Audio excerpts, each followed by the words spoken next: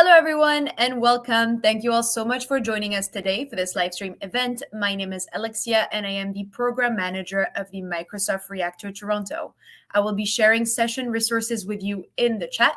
But before we begin, I'd like to quickly review two items, our code of conduct and event guidelines. First, please take a moment to review our code of conduct. Microsoft Reactor seeks to provide a respectful environment for both our audience and presenters. We encourage engagement in the chat, but please be mindful of your commentary, remain professional and on topic.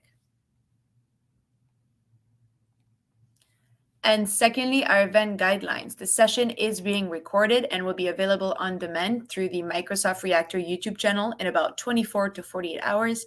I will be sharing the link in the chat for our on-demand content. And secondly, if you have not been on the live stream to YouTube before, please note that you must create an account on YouTube in order to have access and interact in the chat. You can set that up now, and if you're unable to use the chat but have questions, feel free to reach out to us through social media or on our website. Which brings us to today's session. I'm going to bring in our speaker here for today for the kickoff episode of the Startup Success Blueprint series with our episode 1. Hi, Luca. How's it going? Hi, Alexia. How's it going?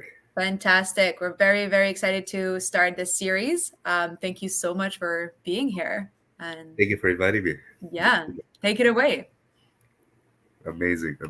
Hi, guys. It's a lot of fun to be here today with you.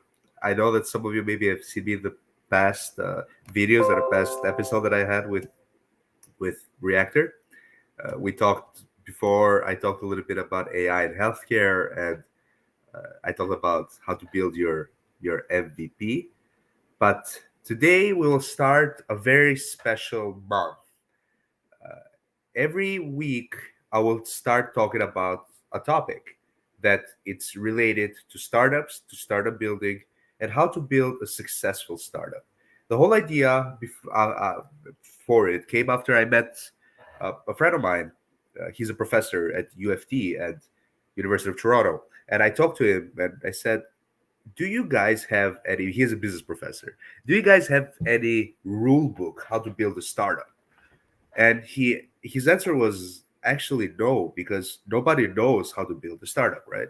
So I said to him, why don't we tell some of our experience to the people so they can have kind of a rule book, a playbook, how to build their own startup or how to create a good company. And that conversation with my professor brought us today here to start this interesting journey, and starting with the first topic, that is the from conception to clarity. So before we go to the agenda, let me explain to you a little bit who is this workshop, or who is this episode for. This episode is curated by me to focus more on people and on individuals that have an idea. Maybe they don't have an idea yet. They're trying to create something. So this is like 0.000, like the first moment that you are in front of a big chunk of ideas and you're trying to start something, and why not maybe build a successful startup. Week by week, we will go into more advanced topics, like maybe even next week we'll talk about the MVP again. And then we'll talk about how to grow a startup and how to make sales and everything that you need to know to create a successful initial phase of a startup. So hopefully you enjoy it, and hopefully you enjoy the whole program. So let's start by, and even before we go to the agenda, I'm curious to know if you can put it into the into chat. Where are you guys from? Where are you joining us from today? Which countries? Ohio, I see Canada, Vancouver, very nice. Toronto, Berlin, Boston. That's amazing. That's truly amazing. I'm happy that we have a lot of people from all over the world. Of course, Seattle, very nice. Yeah. So today we'll talk as an agenda. We'll see a lot of different perspectives on this topic. I want to check and I want to focus a lot on the philosophical discussion, I have two parts as how I've created this agenda for today. The first part will be the first portion of the presentation will be more philosophical, more thinking, and more in order to make you guys think a little bit and to make you guys discuss a lot of this stuff. I would wish if I can sit with you one on one with each one of you, and actually talk and actually have some amazing conversation because I love new ideas, I love new creative ideas. And the second portion of the presentation will be a little bit more practical, right? Like what is actually going from an idea to an actual incorporated startup or something like that. Like how do you go from having no idea, even having no idea what to do, and going to creating something. Morteza asked, "Can I connect with you on LinkedIn?" Of course, you can. My LinkedIn, I'll say it after again, but my LinkedIn is Luca Lamai. You can find me on LinkedIn, on Instagram, or email, lucalamai3@gmail.com. Anyways, we'll ask questions after again, but yeah, let's get into details. Who am I? So, my name is Luca. I have a background in biochemistry, graduated. Uh, and my focus is my startup, which is called Docere Health. I co-founded the startup after I did some research in the labs, pure science, and I focused and I said to myself, you know what? Maybe that's not for me. I did research on cancer cells. I did research on proteomics. I want to change something. I really want something more translational. So that's what I told to myself. That's why I created Docere. So Docere came after talking about ideas, right? Came after the burnout that my mom, as a family physician, had in the healthcare system. And I said it was very emotional for me because she retired at only 45 years old. So I said, let me find a solution to this. Like, let's partner up with some guy that is a little bit more techy than me, and that's what I did. And we found a solution. We created a large language model focused for family physician that automates them a lot of the workflow that they actually do, but also help them with clinical decision. And with that, I won the first prize in a Microsoft pitch competition. Also, I was named as the Young Entrepreneur of the Year here in Canada. Now, let's go. Oh, yeah, of course. I want to talk a little bit also about the Founders Hub, an amazing program that Microsoft and actually I was introduced by Alexia from the Reactor. It's unbelievable how much helpful they were for us because in order to create your own model, as most of you know, you need a lot of credits, right? And Azure gave us through the Founders Hub gave us a lot of credits, and we could actually build a very good model. Of course, the expertise from the experts that are there, Bruno, one of them, being one of them, helped me a lot, even with technical review and technical depth of the platform. So I would suggest everyone that is trying to start something new, even if you are in an idea phase, try to, you know, try it out. Try Founders Hub out. I'm sure that you're going to gain a lot of benefits and a lot of knowledge from it. So, where do ideas come from? This is the $1 million question that we're gonna together we will try to give an answer to. I personally used to like a lot Thomas Edison, even though he has some shady history behind it. But when he talked about ideas, he really thought about failing a lot. He failed, or at least that's what he proclaimed to do, right? He failed a lot. He tried a lot of stuff. He tried new stuff. Every idea that he had, basically, even if it was crazy, even if it was too, uh, how to say this, even if it was too ambiguous, he still would try it. Even if he failed, who cares, right? That was kind of like his mindset, and we can see that a lot in science and in history, towards a lot of figures of historical figures. One of them being also Albert Einstein, and or even I don't know. I recently read the book of the biography of Marie Curie, and Marie Curie failed a lot in the lab before winning the Nobel Prize. So it just the matter of how dedicated you are to solving a problem, right? And this is something that I learned it the hard way, even myself, but we'll talk a little bit after it. So I love Paul Graham, PG. He is the founder of Y Combinator.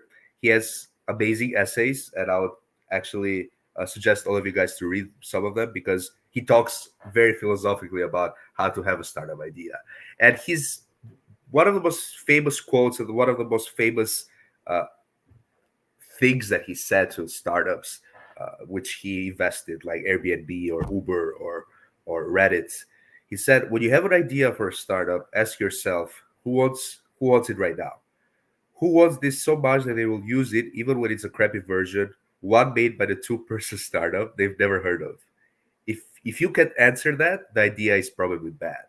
So we talked a little bit about this for people that were that have seen my other video on MVPs. uh, it's that hairs on fire problem. Like with your hair, I'll talk a little bit after that too. But when your hairs are on fire and someone sells you a brick, you're gonna buy it because you don't rationalize that much and say, you know what, maybe brick is not gonna help. You're gonna use everything that you have in your power to solve the problem that you have with your hair, right? So there's a similar that as PG says about startups. You have to solve a hairs on fire problem. You have to solve a problem that is so big and so necessary. It is a necessity that even if you sell them a crappy, I don't know, a form demo, and they love it, they will buy from you. That's kind of like the metric that they use. Of course, this is very black and white. Like I think the best startups in the world and the best startups that were created had this pattern, but it doesn't mean necessarily that you have to actually go through that with the first demo, with the first MVP. People love it, and people buy it. It comes with iteration, of course, too. But again, we'll talk a little bit after that too. So how should your idea be? This is kind of like the metric that they use in economics, and I got this through my friend that is a professor of economics at UFT. Is it a pure clone that basically is usually boring? So are you creating another Uber? Are you creating another Airbnb? Are you creating another Facebook? Like, is it something that we have seen it before, right? Is it totally new? This is very risky, and I would suggest, and I would even say that Docher at my company is a new concept. You not new concept because people haven't thought about it. Everybody has thought about automating something, but the new concept of the way that we're building it, because we're targeting and we're trying to disrupt the whole electronic health records systems here in Canada, at least, right? Which are very old, very boring, has never been changed. So we're trying to create the language model that is the new thing, basically, and is going to destroy all the competition that is out there, or at least that's my vision as a founder.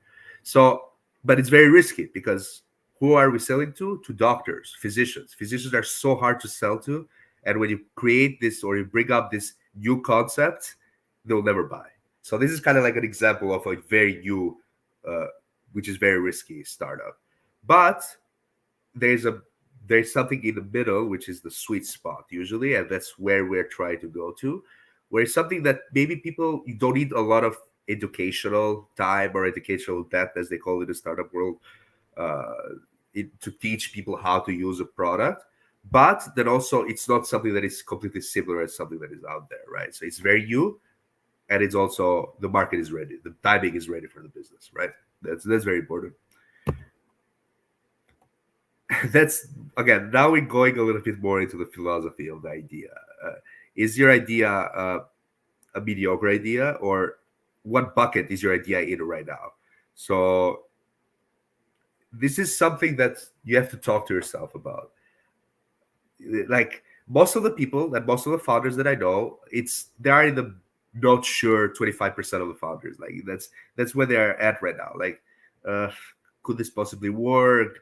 Am I between a mediocre, like you are between a mediocre idea and a fertile soil? So you try to understand what can go wrong with this and what can go right with this, and is it even is it even worth it to work and to spend time on working on this startup or working on this idea, right? But you know,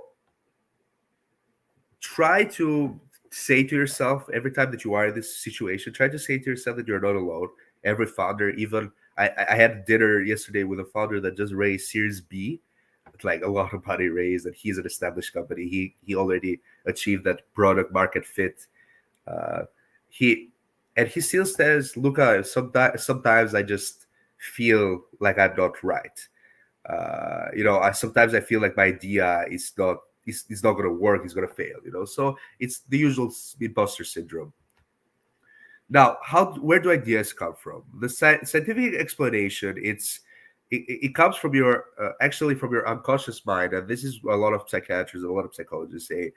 Synapses send signals to the brain, and it gives you like in your unconscious mind, you have a bucket of ideas, and the moment that you link it up with some physical or some scent or noises, then when that idea comes up into your brain, you say, you know what, why we if we change this? And there's an amazing book that I read. I'll suggest a lot of books during this podcast. There's an episode, but one of the books that actually this book I heard it from a podcast. It's called Rewire Your Brain. It's an amazing book by John Arden. He's a professor, he's a psychiatrist, and he talks about how you can make your unconscious mind working all the time, and make it so active that you have ideas just coming and flowing all the time. And that's very important. That's very important, especially if you are in a startup, and especially if you're trying to create something. Now, the philosophical explanation. Where do ideas come from? I've talked with a lot of philosophers that are like modern philosophers. I've read a lot of philosophy books. That one of the concepts that I love the most is the concept of ancient Greeks. Ancient Greek philosophers believe that a human being, in order to be happy, they need to try and they need to experience a lot of things. It's a same similar situation as I said about Thomas Edison. And Thomas Edison took that by heart and tried a lot of things, right? And and ancient Greeks believe even they believed that a human being, in order to be a complete and a successful person, he needs to master three things, which is sport, art, and books or knowledge. So where I'm going with this, the thing is that when you're exploring ideas or you're exploring concepts to learn and to understand and maybe potentially solve a problem, just try to go and see at what is your strengths. Is your strength, for example, sports? Would you love to dedicate your life to sports? Would you love to solve a problem into sports, or maybe not as an athlete, but in the other side of the spectrum? So that's a start, right? You go to sports. What is your favorite sport? Basketball. Okay, basketball. Now let's go see what's going on with the basketball world. What are the problems, right? What are the problems with athletes? What are the problems with I don't know, with the management? What are the problems with the coach? You have a big spectrum of things that you can try out. And it brings me to the other point, which was music. Spotify, for example, Daniel Ek, the founder, he he had an interesting relationship with music. He loved music industry, and because he loved music industry, even though before he had another startup which he sold, but he he saw it with a different mentality and a different perspective because he had a very good passion about the music industry in general. And he said, you know what, why don't we help the artists and why don't we help the listeners have a better time and have a better service? So that's what he did. He disrupted the market completely in a very traditional market that is music industry at the time, which was owned by iTunes. All like Apple was the biggest competitor in the market, the biggest shareholder in the market. So Daniel disrupted that just starting by a passion for music. So find kind of like that going like find yourself, know yourself, as Plato says in the Republic in his book.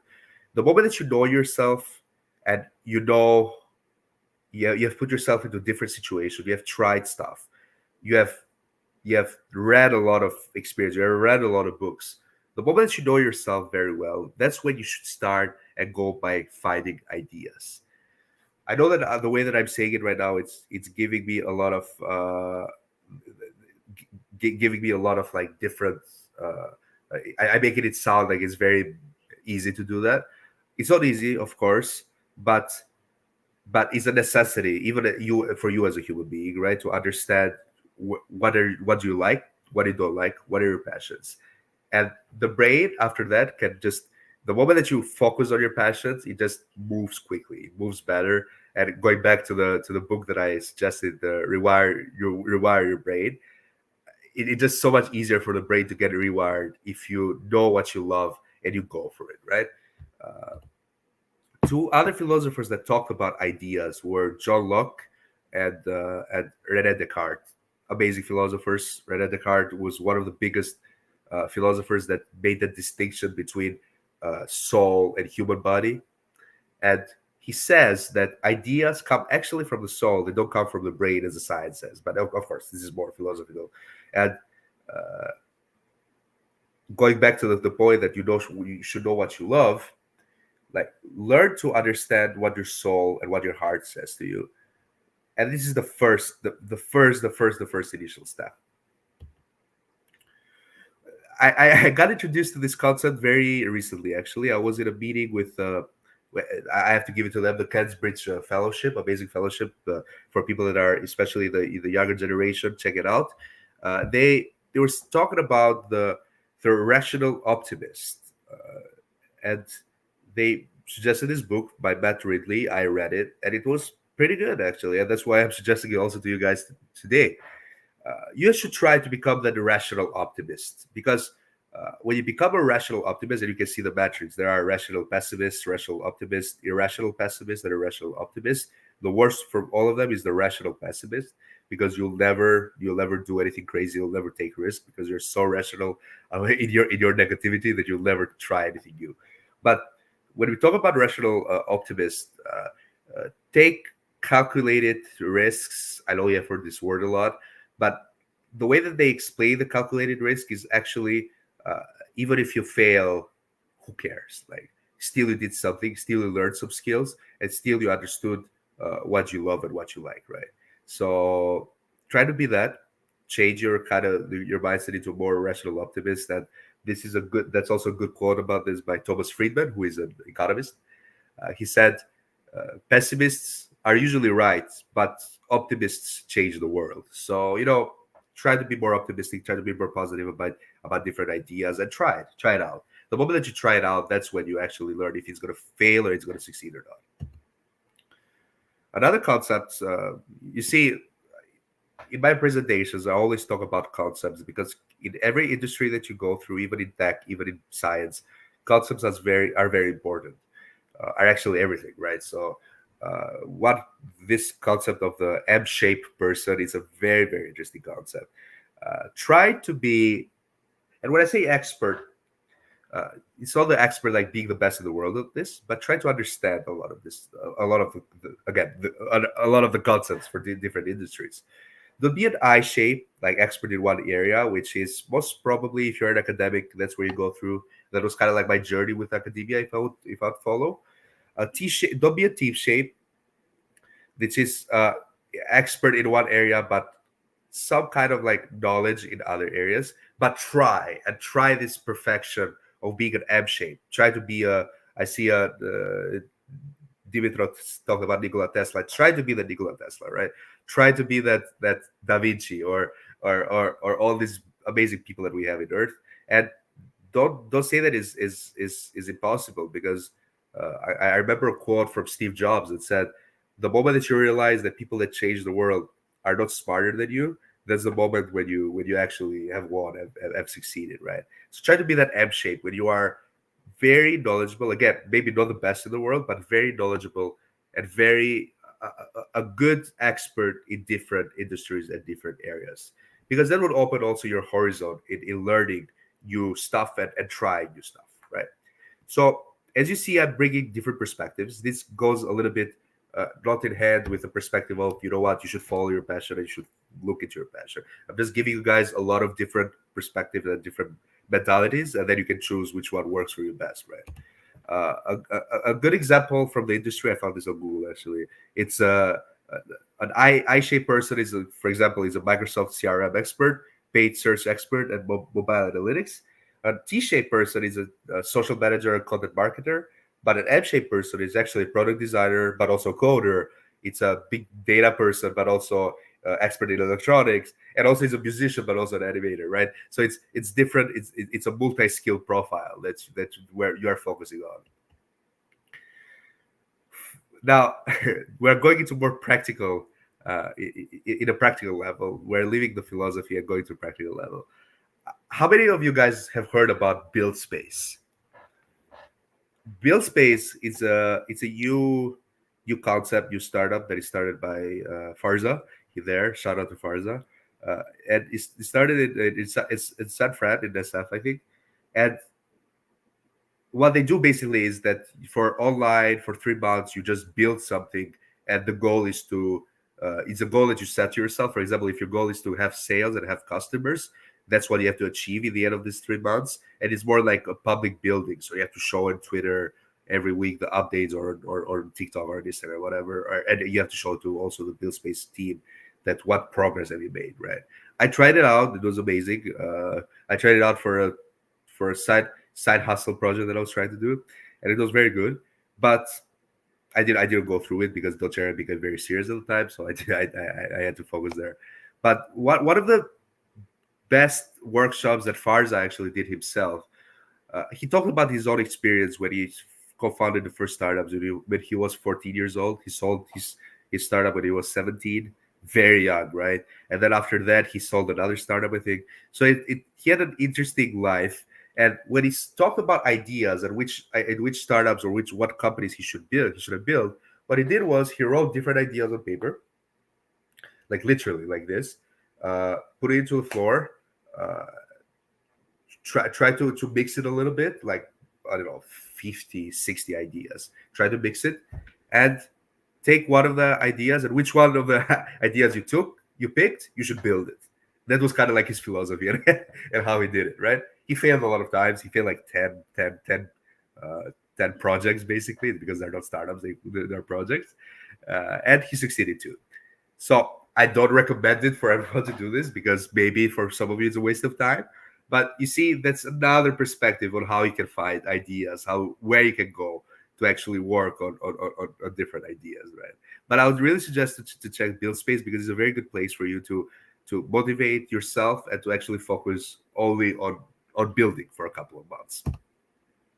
Now, uh, again, this is very practical. 10 frameworks to generate ideas. This is from experience of founders, from experience of people that have created. Think globally, act locally. You should do things that don't scale in the beginning. So think always how to do things that don't scale.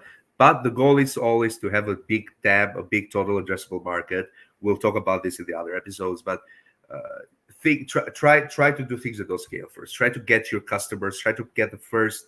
When I say customers, they don't have to be paid customers. They just have people that you need to talk to. Try to understand what they want and try to understand what they need, and build what they want and what they need. Spend 21 days recording every problem you encounter. That's also good. There's also a good experience. I think there's a YouTuber that did this. I don't remember his name, to be honest, but he did this, and he co-founded the startup out of it. Because the thing is that the moment that you are obsessed with a problem, you have a very big chance, a very high chance to find a solution. Uh, Maybe it's going to take some time, but you will find a solution at some point, right? So try to find problems in your daily life that you don't like and you hate, and maybe find a solution out of it with the time, right? Do a SWOT analysis on existing companies. So SWOT analysis, I'm pretty sure you guys know what it is. It's basically the strengths, the weaknesses of your startup, and understand your idea. It's not even a startup yet, your project, and understand is it viable for you as a person to continue this road or this journey to create the startup and to incorporate it and to start getting customers, right? That's pretty much like a more personal thing for you to do. Use the jobs to be done framework. That's also a good framework. I can give it to you after this call. I don't want to focus too much, but it's a good framework to learn how to prioritize some of the problems that you're going through into your life, right? Uncover gaps by observing the audience. This is something that helped me specifically. I was the first doctor and the first physician that we talked to. He he became, after he became our chief medical officer, but he actually told us and helped us with his with me personally sleeping at his clinic for like 2 or 3 days. I When I mean sleeping, I didn't actually sleep there, but I spent like 8 hours, 9 hours at his clinic, understanding every concept and becoming an actual expert in the clinic operations. Right, I stayed with a nurse practitioner, I stayed with the office manager, I stayed with the physician itself, and I understood what's going on and what are the problems. So observing an audience, or having the in hand expertise for you, it's a very good advantage. It's a very good advantage to have, because in the end of the day, even when investors will ask you at some point, or even if customers will ask you, why would you build, like, why should we trust you in building this, you should have that secret sauce, that unfair advantage from other people. That was kind of like in the beginning, that was a little bit my unfair advantage, because I had to spend a lot of time, and my mom was a physician too, so I could ask her. But so I had a lot of this stuff, actually understanding and seeing it myself, that's what's going on. Search for an industry that is broken.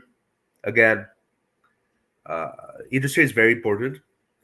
I know that there's I talked about before about this, becoming an expert in different industries. That's where I understand which one is broken and which one is not. But this shouldn't stop you from from actually working on something that you like and something that you love, because you can find problems in every industry. I suppose, I think. I don't know other industries except healthcare, but I've seen a lot of friends of mine that have found solutions and problems and solutions, solving problems in industries like music and sports a lot, and even, I don't know, agriculture. Like, there are a lot of industries that you can actually solve problems. Look for technological shifts that will help you. AI, for example, is a big one. Go for it, like, try it out, because it's in your advantage at the end of the day. The 10x rule: you should build something, you should focus on something that is 10 times better, 10 times faster, or 10 times cheaper. Which I'm not a big fan of the last one, but 10 times better and 10 times faster, it's very important, or 10 times faster. So try to think about always about that when you're building. Find opportunities in non obvious markets. This is also an interesting point. I know a lot of startups, for example, that came from Canada. A friend of mine, he's Nigerian. He went back to Nigeria and he built a startup in healthcare, which actually revolutionized the whole healthcare system of Nigeria. So try to also, maybe in the global markets, figure out where your startup can stand out in different situations, right?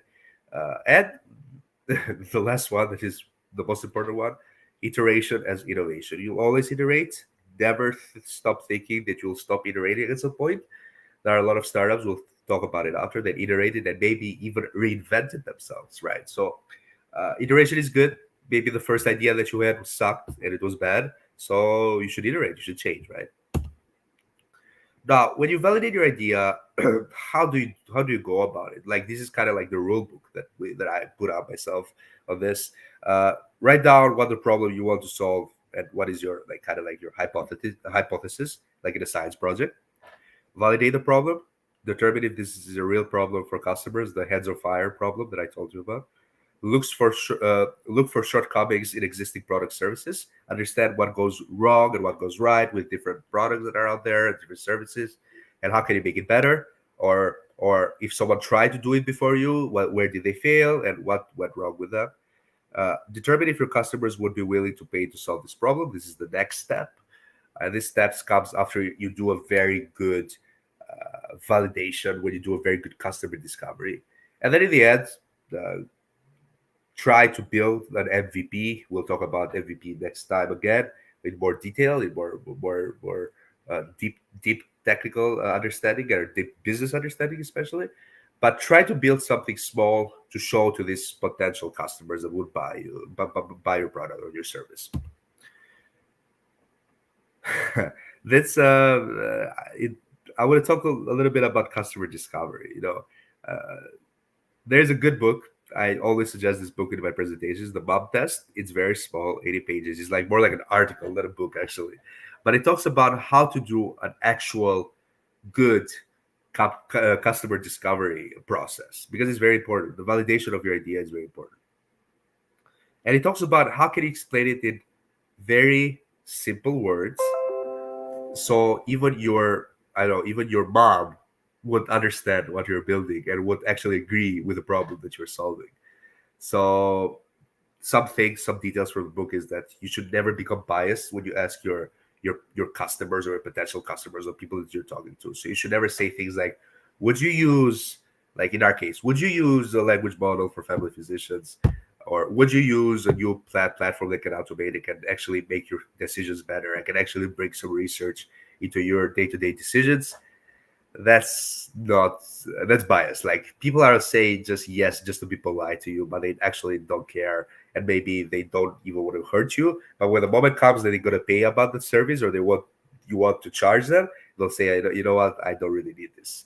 So try to be as less biased as possible when you talk to your customers, when you talk to people in general, even your mom, even your friends, right? Try to be as less biased as possible.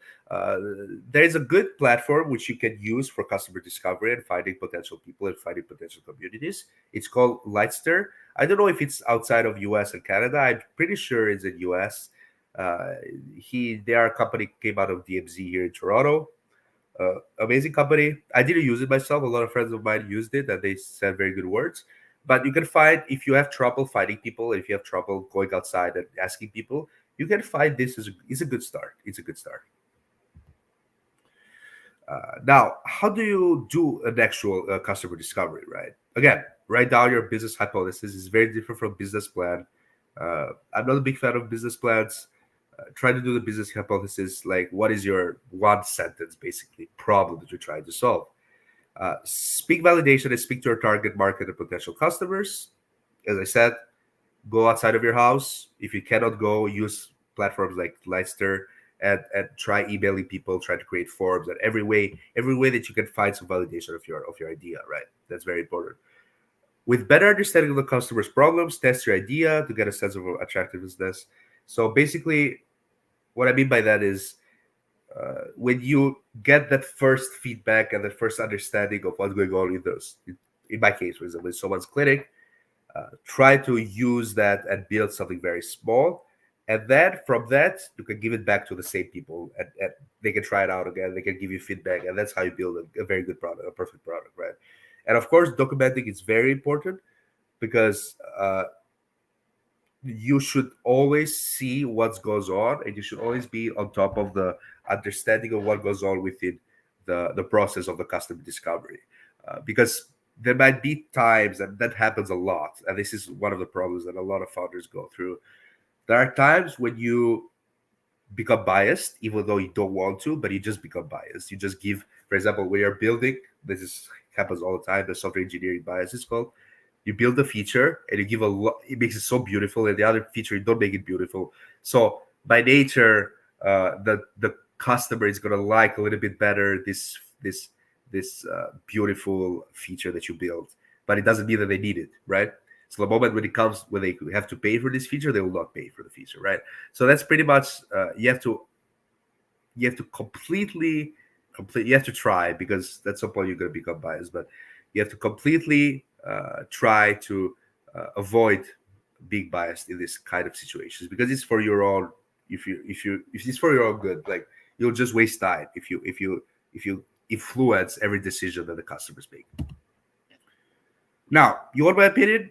My opinion is that startup ideas are very overrated, and I think like that. Even though I gave you a lot of examples how to get startup ideas and everything, and it might work, like actually focusing on getting, or focusing on building something with this specific industry and with these specific ideas, it works. Like, I gave you a lot of examples of that, but in my case, and what happens with my experience, it was just something, going back to the philosophical explanation, something that came from the soul, a problem that my mom encountered, right?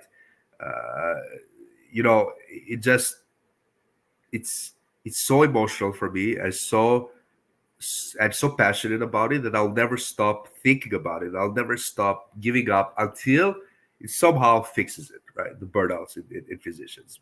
I don't proclaim it. I don't say that I'll fix everything of it, but somehow we can fix something out of it. That's the moment that I'll stop. Right, and this is the best. Usually, the best startups come out this way. Like, the Airbnb guys, for example, they just were looking for a place to stay, and they didn't have any place to stay. They I think they were behind in rent, and they wanted some weeks to stay until they find the other apartment for them, and they couldn't find any apartment of the town. So they said, you know what, this is a very big problem. So let me build something, right? Build something for myself first. So I believe the best startup ideas come from that from that emotional point of view, emotional, like the connection with the problem. And to be fair, doTERRA was not the initial idea to pursue. Like what I'm building right now in the beginning was not the actual idea. I was thinking about complete tangent of this in biotech. I was trying to create something based on my research in cancer in neuro-oncology. I wanted to create something else, and that was kind of like my idea, right? That was my idea. I'll fix this. I have experience, and I have that, and that, and that. And then my mom's situation happened.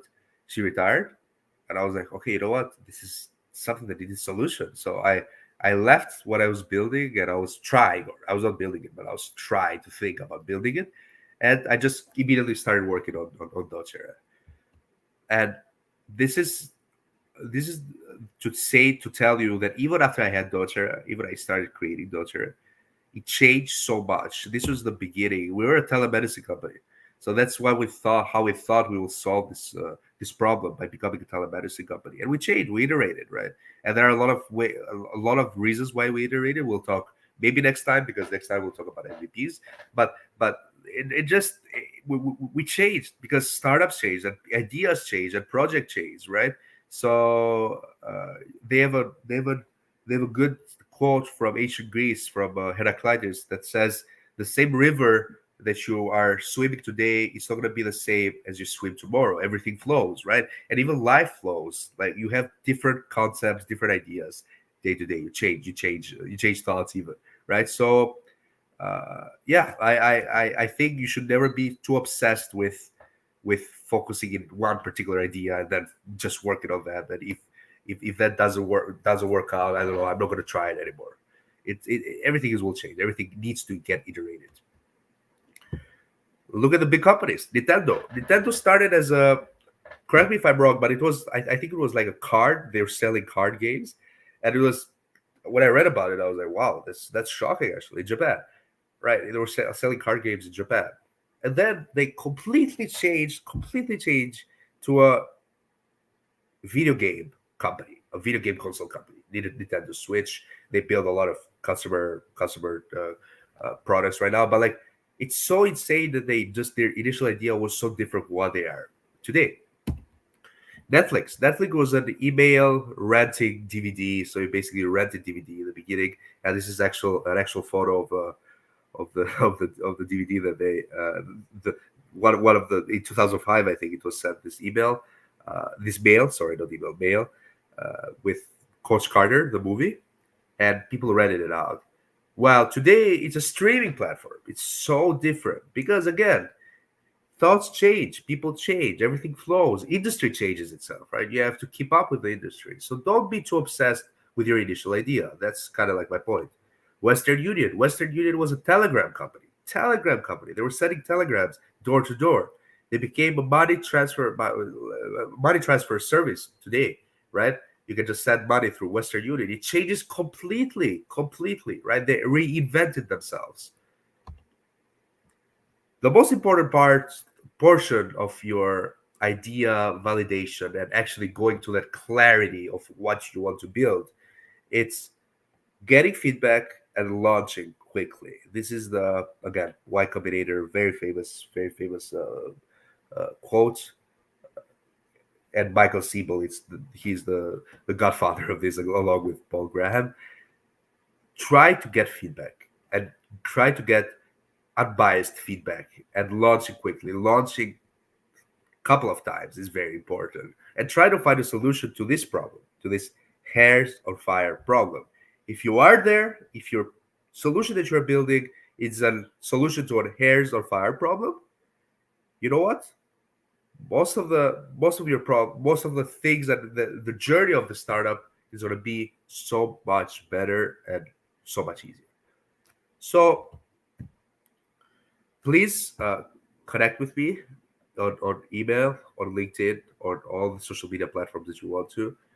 I'm really open to discuss this with you and actually talk a little bit more about have a especially philosophical discussion about where do you think, and I want to hear actually right now from you, if you want, which one do you think from all the strategies that we discussed today and all the mentalities and all the different perspectives that we discussed, which one of them resonates more with you, and you think you will follow that even in your journey on creating your own thing and creating your own startup, or creating your own turning your idea into an actual startup?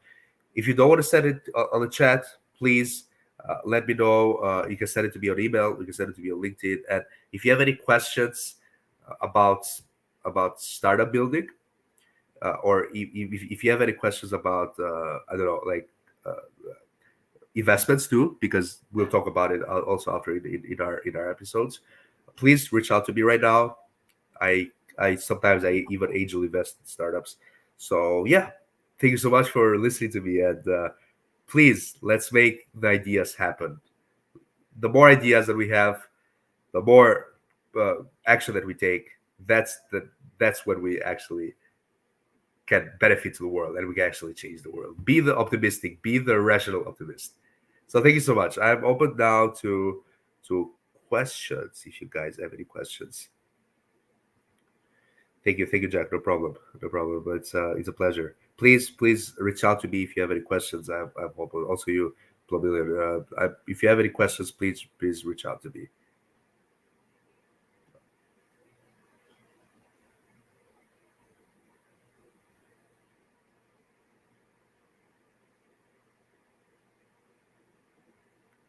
Yeah, we'll wait a little bit more. Okay, we have a question. How did you test your idea for doTERRA Health? That's a good question, Esther. So it comes from a perspective of, as I said before, uh, in the beginning, I had some physicians that I talked to, which was a customer discovery, right? I talked to them, I validated some of the idea. Uh, we actually, I actually had very good conversations with them. So the thing is that these people that I had the customer discovery with, they became my customers. So I got the feedback, unbiased feedback, built, give it back to them. That's the first test. That's the first pilot we did, right? We did it with 20 people, 20 physicians. Again, open up the chunk of and the list of the customers, or the people, the physicians. The second pilot was with 50 physicians. Same thing. Give it back to them, feedback, got a lot of feedback, we built again. And the third one, which was the biggest one, we had around 200 physicians. And from that one, which was, of course, we took more time and we understood better. So we had built a better product overall, right? So through that, I we actually we got an 85% conversion rate. So 170 physicians love the product, and we talk with them every day, even today. Like we even though most of them are paid right now, we still, even the ones that are not paid but they use the platform, still are like a little bit hesitant. We still talk to them and we understand what are their problems and why they're hesitant. Thank you, Nestor. I really love the question. Okay, next question. What do you think about waiting list validation? That's a good question. I mean, a friend of mine uses that a lot, especially when he's in the beta phase. Basically, like he built something and then he just launched it. And this is, again, this is more like a momentum builder. I love momentums because momentums actually can can help you grow very quickly and very fast. And I know companies that went through from zero to a particular company went from zero to 100K users just because this strategy of waiting list waiting list for validation. So I'll suggest you to use it. Don't necessarily need it. You need, again, this is more like a second portion of the discussion. The first portion should be is your idea actually worth it, right? Like, did you do some customer discovery first, and then after you're done with customer discovery, then you can use the waiting list validation strategy to build the momentum, and then you can launch after that, right? It can happen for sure, but yeah, that's how I think it in my brain, how it should work. Thank you, Fabio, for the question. How did you get your first user? So again, that's the going back to what I answered before. My first user was my first person that I talked to about this problem, and this was a physician. Now, it's hard to go to physicians, I know. In my particular case, try to find as many ways that you can go to your bottom up, uh, like your customer as fast as you can. So if you're targeting physicians, if you're targeting, I don't know, bankers, if you're targeting I don't know, C executives, you should try and you should think every day, how do you go and how do you talk to one of them? You just need one. The moment that you get the first one, you can understand better the world. And then you get the second one through him maybe or through her, right? You can understand when they can open up to you to some of their connections, right? But in the end of the day, that first one is very important because the first one is actually one that is going to give it to you if it's a yes, like a good idea what you're building, or you have a sense of what their problem, or a no that is a terrible idea and it's a terrible thing. So you have to iterate and you have to change, right? So try to find that first person to talk to, because that person that you're going to talk to about your idea or about something that you want to build, that's most probably is going to be your first user and your first customer. Thank you, Berteza, for the question. Sentinel, I sometimes feel down with starting to build a solution. How do you overcome this kind of issue? That's actually a very good point. And I've seen that with a lot. I don't know if you're a tech person or not.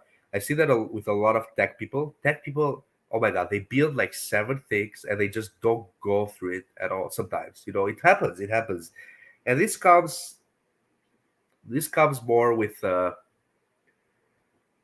that philosophical question that we talked a little bit after we talked a little bit before. Is it what you're doing your passion, and do you love what you're building? Do you love what you're doing? Are you obsessed with a problem?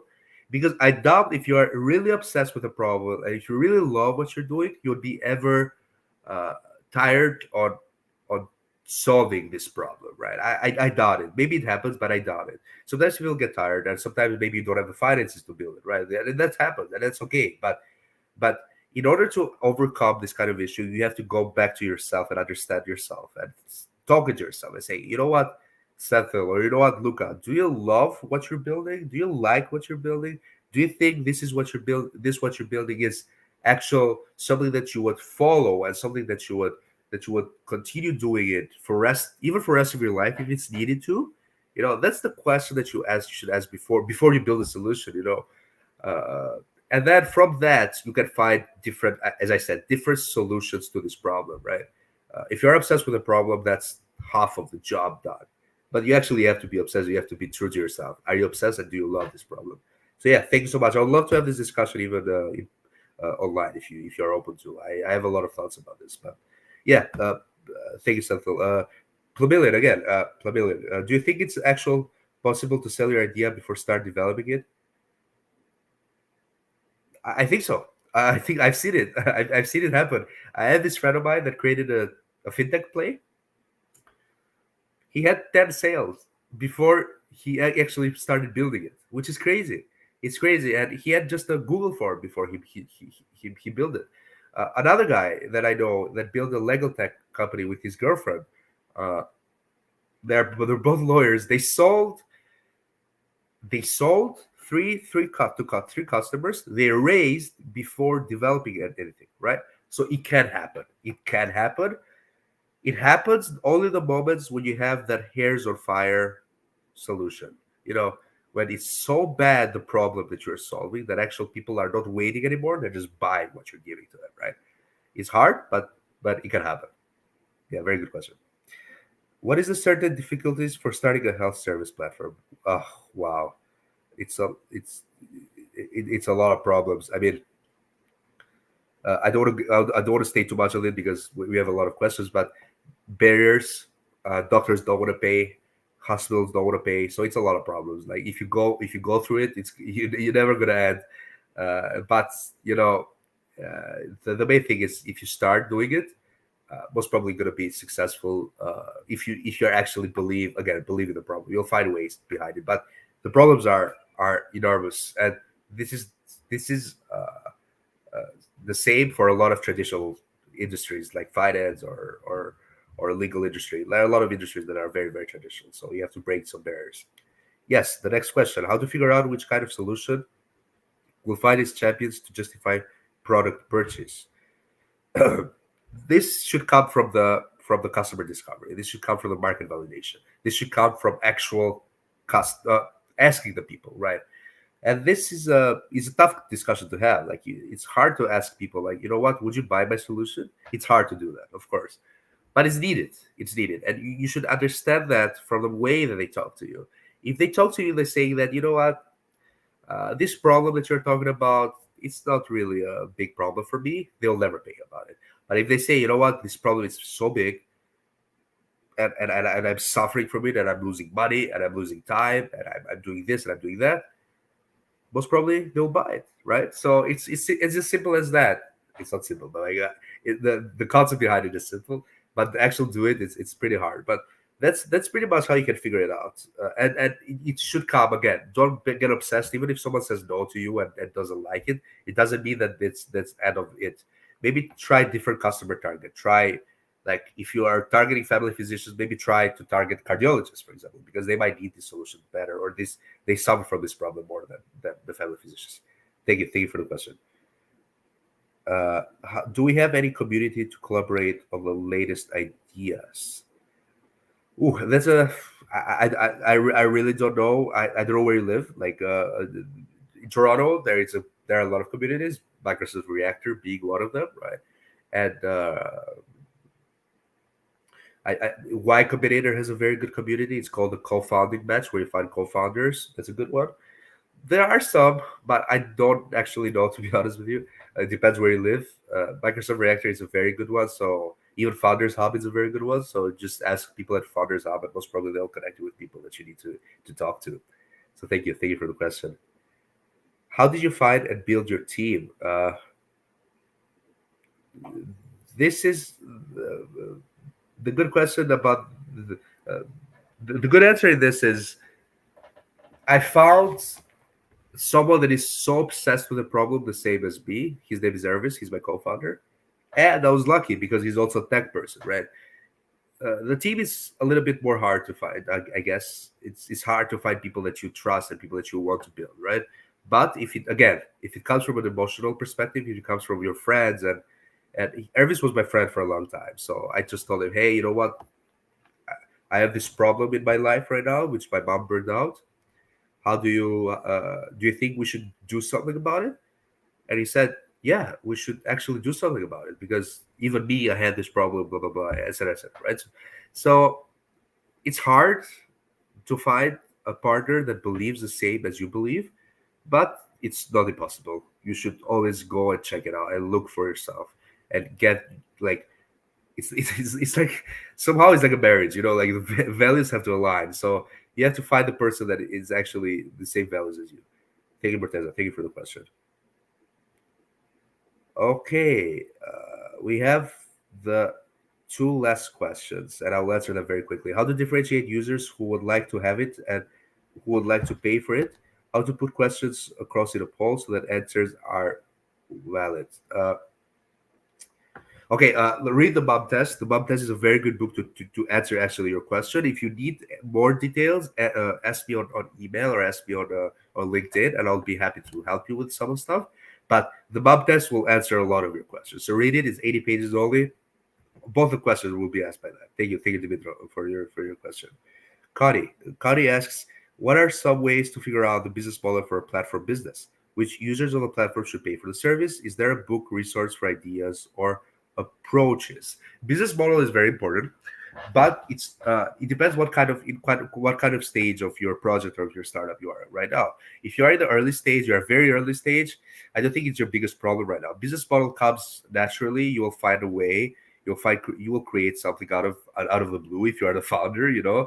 Uh, But my advice would be keep the business model and the charging system or the revenue model pretty simple in the beginning. Don't confuse your clients. Don't confuse the people that you're working with, because the moment that you confuse them, most probably they will not want to work with you anymore. So my advice would be that.